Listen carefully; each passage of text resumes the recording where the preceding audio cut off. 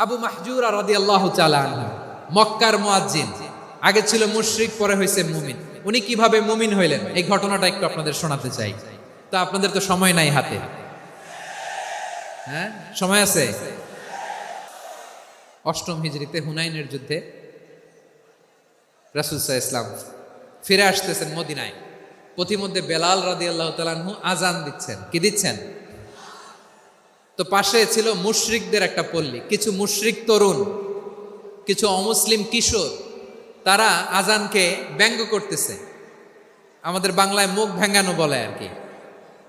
বেলাল রাদিয়াল্লাহু তাআলা আনহু আজান দিচ্ছেন, ওই বাচ্চাগুলো মুশরিক, তো ওরা আজানকে ব্যঙ্গ করতেছে, বিকৃতি করে ওরাও আজান দিচ্ছে। উদ্দেশ্য হচ্ছে আজানকে নিয়ে ঠাট্টা করা। উদ্দেশ্য কি?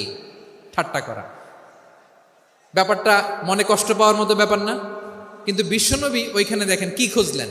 বিশ্বনবী খেয়াল করলেন অমুসলিম কিশোরদের মধ্য থেকে একটা কিশোরের গলাটা বড় দরাজ গলা, কণ্ঠটা বড় সুন্দর। খেয়াল করে দেখলেন যে কিছু কিশোর বেলালের আজানকে ব্যঙ্গ করে, বিকৃতি করে, কিন্তু একজনের কণ্ঠ দেখতে পাচ্ছেন না এত দূরে, কিন্তু কণ্ঠটা বড় সুন্দর, দরাজ গলা। বিশ্বনবী সাহাবীদেরকে বললেন, ধরো এগুলারে, ধরো। সবগুলারে ধরে বিশ্বনবীর সামনে আনা হলো। ওরা হাঁটু গেড়ে বসলো। বিশ্বনবী বললেন, তোমাদের মধ্যে কে যেন ব্যঙ্গ করে আজান দিচ্ছিল, তার গলাটা বড় উঁচু, গলার বেসটা বড় মজবুত, মেলোডিয়াস, সুমধুর কণ্ঠ। কে? আবু মাহজুরা বলে, আমার বন্ধুরা সবাই আমার দিকে আঙ্গুল দেখায়, আমি পড়ে গেছি বিপদে। রাসূল সাল্লাল্লাহু আলাইহি ওয়াসাল্লাম বাকি অমুসলিম তরুণদেরকে ছেড়ে দিলেন, বললেন তোমরা যাও। এবার আবু মাহজুরারে পাইছে। আবু মাহজুরার চুলের মধ্যে হাত দিলেন বিশ্বনবী, মাথায় হাত দিয়ে বললেন, এবার আজান দাও দেখি। আবু মাহজুরা বলে, আমি তো আজান দিতে জানি না, কারণ আমি তো বেলালেরটা শুইনা দিছি, আমার তো মুখস্থ নাই, আমি তো আজান দিতে জানি না। বিষ্ণু বললেন, জানো না? তাহলে আসো, আমি তোমারে শিখাই দেই। সুবহানাল্লাহ পড়া। আবু মাহজুরা হাঁটু গেড়ে বসে, বিশ্বনবীর মোবারক হাত আবু মাহজুরার চুলের মধ্যে। বিশ্বনবী আজানের মুআল্লিম আবু মাহজুরাকে বলতেছে, ঠিক আছে তোমারে শিখাই দিচ্ছি, আমি যা যা বলবো আমার সাথে সাথে বলো, পারবা? আবু মাহজুরা বলে, পারবো। বিশ্বনবী আজান দিচ্ছেন মাথায় হাত দিয়ে, আল্লাহু আকবার, আল্লাহু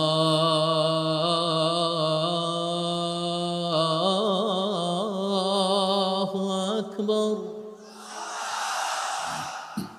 আবু মাহজুরা এই বাক্যটা পড়লেন। বিশ্বনবী দ্বিতীয় বাক্য পড়তে আরম্ভ করলেন, আল্লাহু আকবার, আল্লাহু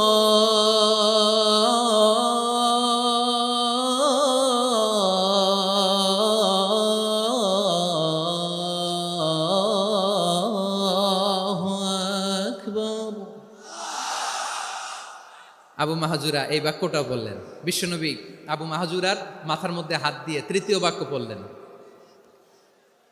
আশহাদু আল্লা ইলাহা ইল্লাল্লাহ,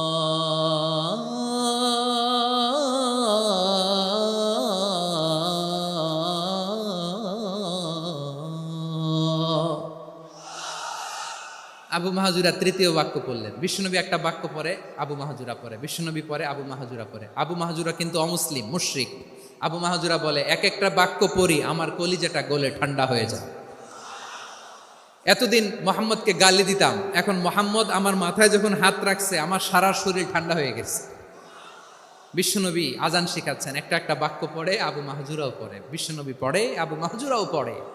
পুরো বাক্যগুলো যখন শেষ, আজান শেষ, আবু মাহজুরাও যখন পুরো আজান পড়লেন, আবু মাহজুরা বললেন, এতদিন মোহাম্মদের চেহারা দেখলে আমার ঘৃণা লাগতো, আজ থেকে মোহাম্মদের চেহারার চেয়ে প্রিয় চেহারা আমার কাছে নাই।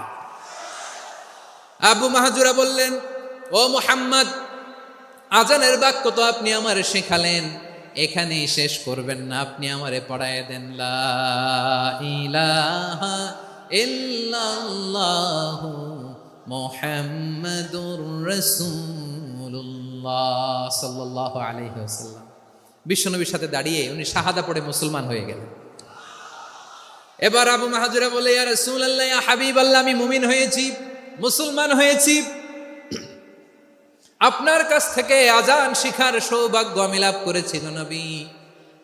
আমার কণ্ঠের বড় তারিফ করেছেন আপনি, আমার আজানকে আপনি পছন্দ করেছেন। একটা জিনিস আপনার কাছে চাই, আপনি আমাকে মক্কার মসজিদুল হারামের মুয়াজ্জিন হিসেবে অ্যাপয়েন্ট করে দে। বিষ্ণু ঈসা ইসলাম বললেন, যাও আবু মাহজুরা, আমি তোমাকে পৃথিবীর শ্রেষ্ঠতম মসজিদ মক্কার মসজিদুল হারামের মুয়াজ্জিন হিসেবে অ্যাপয়েন্ট করে দিলাম। দেখছেন কিভাবে ট্যালেন্ট হান্টিং করতে হয়, কিভাবে হিউম্যান রিসোর্স মানব সম্পদকে ব্যবহার করতে হয়। আসছিল আজানকে ভেঙ্গাইতে, আসছিল কেন? আজানকে ব্যঙ্গ করার জন্য, বিকৃত করার জন্য। আজানকে বিকৃত করতে যে ইসলামের সবচেয়ে শ্রেষ্ঠ মসজিদের মুয়াজ্জিন হয়ে গেল। পড়েন সুবহানাল্লাহ। হযরত আবু মাহজুরা রাদিয়াল্লাহু তাআলা আনহু ওনার এই সুললিত কণ্ঠ ব্যবহার করে মসজিদুল হারামে এত সুন্দর করে আল্লাহু আকবার বলে আজান দিতেন, মানুষগুলোর, মুসল্লিগুলোর, মক্কাবাসীর হৃদয়কে তিনি বিগলিত করে দিতেন। মানুষের হৃদয়কে ঠান্ডা হয়ে যেত। শুধু এখানেই শেষ না আমার যশোরের ভাইয়েরা, বিশ্বনবী যখন সাইয়েদনা আবু মাহজুরা রাদিয়াল্লাহু তাআলা আনহুকে আজান শিখাচ্ছিলেন, বলেন তো বিশ্বনবীর হাতটা কোথায় ছিল? আবু মাহজুরার মাথার সামনে, এই চুলের উপরে ছিল।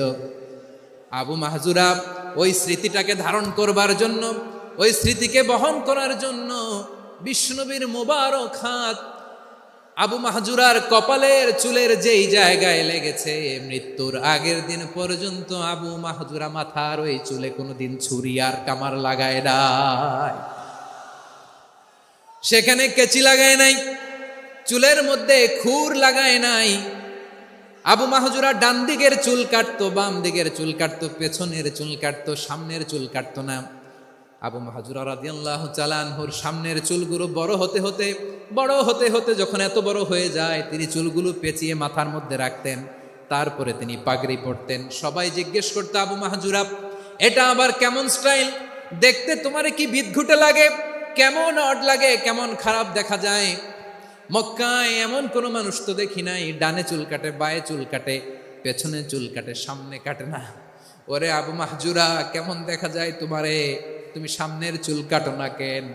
আবু মাহজুরা বলে, আমি হাঁটু গেড়ে পেয়ারা নবীর সামনে বসেছিলাম, আমার এই মাথার চুলের মধ্যে মুবারক হাত লাগিয়ে বিশ্বনবী নিজে আমাকে আজানের প্রতিটা বাক্য শিক্ষা দিয়েছেন।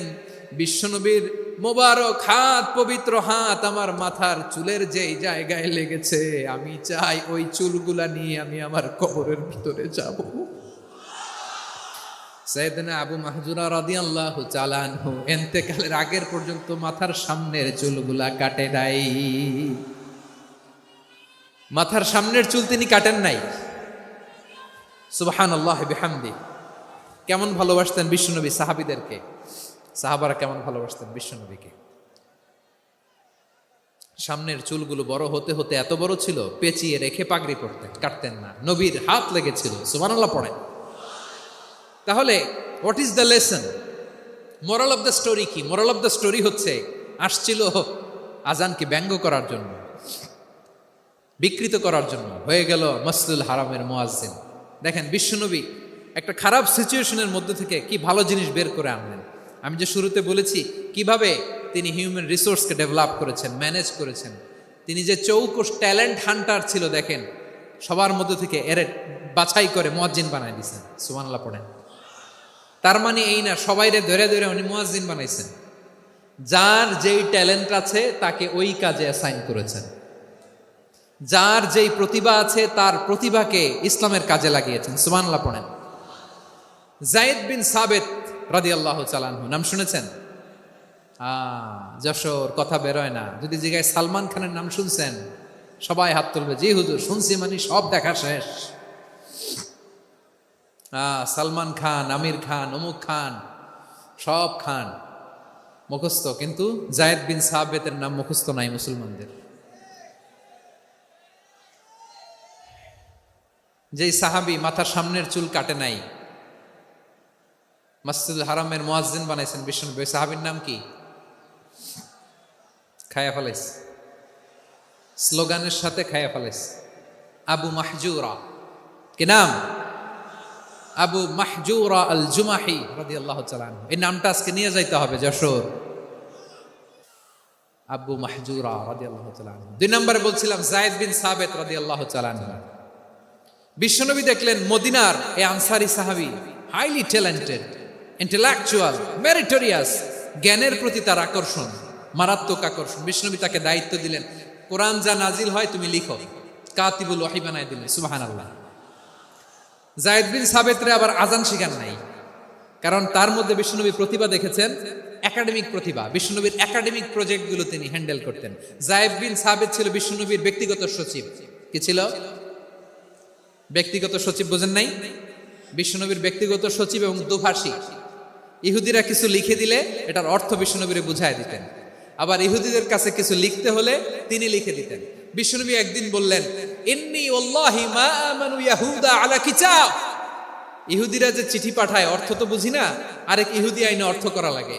আবার ইহুদিদের কাছে কিছু লিখে পাঠাইতে চাইলে আমরা তো লিখতে পারি না, ইহুদিরে দিয়ে লেখা লাগে। ওরা যে পয়রা শোনায় লিখে দেয়, আমি ওদের বিশ্বাস করি না। আমার নিজের একজন লোক দরকার। বিশ্বনবী এই যায়েদ বিন সাবিতকে চুজ করলেন ল্যাঙ্গুয়েজের জন্য।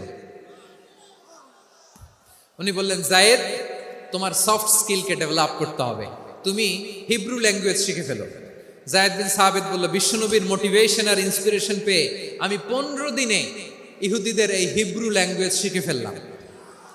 শুধু শিখে ফেললাম না, হাত্তা হাদিকতু, even I became master in the language. এই ভাষা আমি পারদর্শী হয়ে গেলাম। এরপরে ইহুদিরা চিঠি লিখে পাঠালে আর কোনো ইহুদি ডাকা লাগতো না, আমি নবীর এটার অর্থ শুনে পরে বুঝাই দিতাম। আবার ইহুদিদের কাছে চিঠি লেখা লাগলে আমি যায়েদ বিন সাবিত চিঠি লিখে দিতাম। সুবহানাল্লাহ। দেখেন, এত সাহাবীর মধ্যে থেকে বিষ্ণুনবীর একাডেমিক প্রজেক্ট, ব্যক্তিগত সচিব, দোভাষী হিসেবে তিনি যায়েদ বিন সাবিতের মতো তরুণকে নির্বাচিত করেছেন। কেমন ট্যালেন্ট হান্টার ছিল আমার নবী! সুবহানাল্লাহ পড়বেন না? বিশ্বনবীর ইন্তেকালের পরে সাইয়েদনা আবু বকর রাদিয়াল্লাহু তাআলা আনহু যখন খলিফা হয়ে আসলেন, কোরআনকে সংকলনের দায়িত্ব দেয়া লাগবে, কোন সাহাবীকে দিবেন? সব সাহাবারা মিলে পরামর্শ করলেন। সাইয়েদনা আবু বকর, ওমর সবাই মিলে এই বিশাল কোরআন সংকলনের গুরু দায়িত্ব বিশ্বনবীর ব্যক্তিগত সচিব, বিশ্বনবীর দুভাষী, বিশ্বনবীর সিলেক্ট করাই লোক যায়েদ ইবনে সাবিত রাদিয়াল্লাহু তাআলা আনহুকে দিয়েছে। কোরআনের কপি তো আজকে এখানে রাখে নাই। এই যে আজকের যে কোরআন পড়েন, এটা আগে এরকম ছিল না। কোরআন নাজিল হলে সাহাবারা চামড়ার, ওটের চামড়ায় লিখে ফেলতো, ওটের চ্যাপ্টা হাড্ডির মধ্যে লিখে ফেলতো, গাছের গুড়ির মধ্যে লিখে ফেলতো। বিভিন্ন জনের কাছে ছড়ানো ছিটানো ছিল। আবু বকর রাদিয়াল্লাহু তাআলা আনহু একসাথে করলেন, পরবর্তীতে উসমান রাদিয়াল্লাহু তাআলা আনহু একসাথে করলেন। 114 সূরার এখন এই মুসহাফ, এই কম্পাইলেশন, এই কপি আমরা পেয়েছি, যার হিউজ কন্ট্রিবিউশন ছিল। এই পুরো কোরআন কম্পাইলেশনের প্রজেক্ট ম্যানেজার ছিল যায়েদ বিন সাবিত রাদিয়াল্লাহু তাআলা। কোরআন কম্পাইলেশনের প্রজেক্ট ম্যানেজার। দেখেন, উনারে মাথায় হাত দিয়ে আজান শিখায় নাই। সুবহানাল্লাহ কইবেন না? তাহলে প্রথম সাহাবী আবু মাহজুরাকে মুয়াজ্জিন বানাইলেন, যায়েদ বিন সাবিতকে ব্যক্তিগত সচিব আর দোভাষী বানালেন, মুসআব ইবনে উমাইর রাদিয়াল্লাহু তাআলা আনহুকে ইসলামের প্রথম অ্যাম্বাসেডর বানালেন। তাহলে তৃতীয় নাম্বার একজন সাহাবীর নাম বলছি, মুসআব ইবনে উমাইর। মুসআব কি নাম? নামটা কেমন লাগে? এই কয়েকজনের ভাল লাগে, বাকিদের ভাল লাগে না? ভাল লাগে? এই এই আর কয়েকটা মিনিট দেওয়া যাবে না আমাকে আল্লাহর রাস্তে? হ্যাঁ, ঠিক আছে। আমি তোমাদেরকে ভালোবাসা দেখাবো, দোয়া করবো, যদি চুপ থাকো, একেবারে চুপ, কষ্ট সহ্য করো, বাকিরা যা সওয়াব পাবে তোমরা ডবল পাবা, যেহেতু কষ্ট বেশি, কিন্তু চুপ। 3 নম্বর সাহাবীর নাম মুসআব। এই ধাক্কাধাক্কি কেন? ধাক্কাধাক্কি কেন রে ভাই? না না না, এরকম হইলে আসবো না যশোর, আমি আর আসবো না। হয় পিছনে চলে যাও, নাহলে চুপ, ধাক্কাধাক্কি নাই। 3 নম্বর সাহাবীর নাম মুসআব। কি নাম? He was the first ambassador in Islam. ইসলামের প্রথম ডিপ্লোম্যাট, প্রথম কূটনৈতিক, ইসলামের প্রথম কূটনৈতিক, ইসলামের প্রথম ডিপ্লোম্যাট, প্রথম অ্যাম্বাসেডর মুসআব ইবনে উমাইর।